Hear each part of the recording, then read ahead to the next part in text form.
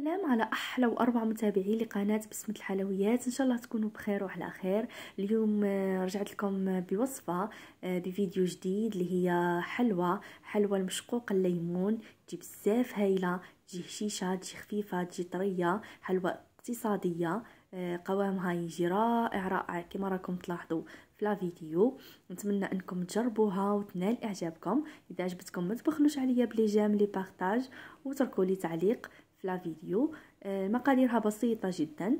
الوصفه تاعي نحتاج لها زوج بيضات يكونوا بدرجه حراره الغرفه. نضيف معاهم رشه ملح ونضيفوا كاس غير ربع سكر عادي. ندرب هذا الخليط مع بعض، نضربوهم مليح حتى يمتزج السكر مع البيض كما راكم تلاحظوا في الفيديو.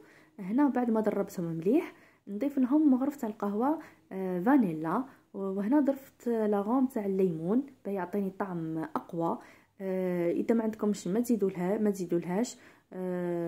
هذه اضافه فقط، لانه حنضيف معاها بشور حبه ليمون وعصير ليمون. بما انه موسم الليمون تجي هايله كي تعود الطيب الريحه في الدار تتعمر بريحه الليمون، تجي هايله. نضيف معاها نصف كاس زيت وندرب المزيج تاعي كما راكم تلاحظوا. هنا بعد ما دربته نحي الباطيغ بجيه ونكملوا نشيحو تاعنا الكاطو. ضفت هنا كاس غير ربع مايزينا نشا، وضفت معاها كيس خميره الحلوى ونشيحو بالفرينه. نضيفوا الفرينه بشويه ونخلطوا، نخلوها من الاحسن كما راكم تلاحظوا، ما نتحصلوش على هذوك الحبيبات. هنا نخلط بصوابعي برك، مش نعجن، نخلط بالاصابع فقط باه تجي تاعنا الحلوى هشيشه وطريه كما راكم تلاحظوا. نكملوا نضيفوا الفرينه تاعنا بالتدريج حتى نتحصلوا على عجينه طريه تجي كيما العجينه تاع السامبلي. هذه هي.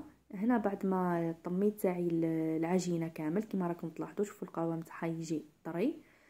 كنت نخلت السكر ناعم، وحنستعمل الميزان باه يجيني الحبات كامل قد بعضاهم. ونحط البلاطو راح يدخل للفرن، نحط له ورق الطهي.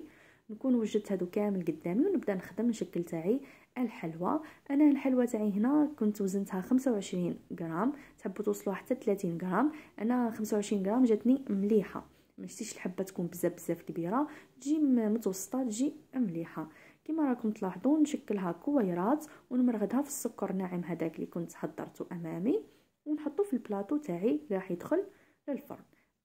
طريقه بسيطه جدا ومزديش الوقت بزاف.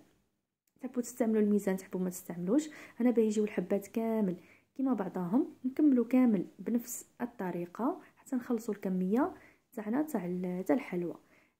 هنا قطعت لي خرجت لي 36 حبه، خرجت لي 36 حبه تاع المشقوق بالليمون.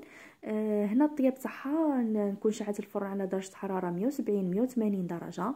نشعل لها من تحت واحد 10 دقائق هكاك، ومن بعد نشعل الفرن من فوق ومن تحت باه تكمل الطياب تاعها. تجيكم هايله، تجي طايبه من فوق ومن تحت، ما تخليوهاش تحمر من فوق. طيبوها 10 دقائق من تحت ومن بعد كملوا لها 5 دقائق من فوق هكاك، تجيكم هايله. هذه هي الوصفه اللي كانت معنا نهار اليوم. نتمنى انكم تجربوها وتنال اعجابكم، وبارطاجيو لا فيديو، ما تبخلوش عليا بالاعجاب.